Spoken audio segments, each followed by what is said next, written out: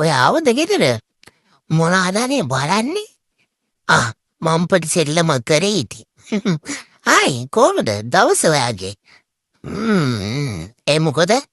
මොකද රවන්නේවා? වලිද? වලිද? මොකද කියන්නේ? ඕම හැපුවා තමයි. ඔව් හපලා දැම්මා. දැන් අයින් කරන්න ඉතින් ඔයා.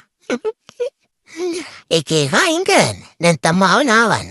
දෙකින් එකයි. අම්මේ ඔයාගේ මහත්තයා මට අද මුදටම බැන්න. ආපු ගමන්ම බැන්න. කිසිම වැඩක් නැති දෙයකටනේ අර එළියේ දාලා තිබ්බ කාපට් එකක් කෑවා කියලා. ඔයාගේ මහත්තයාට නම් මම දැන් වැඩිය කැමති නැහැ. ඔයා එක්ක එයාට බනින්න නෑ වෙන වැඩක් නෑ එයාට බනින්න. හරි තාත්තා මට සෝරි කිව්වා. සෝරි කියා මම ළඟට ගත්තා. යන්නේ අපි මෙන් තනියෙන් ඉන්නකොට පොඩි වැරදි වෙනවා. ඌව ලොකු දේවල් නෙමෙයිනේ මෙයා.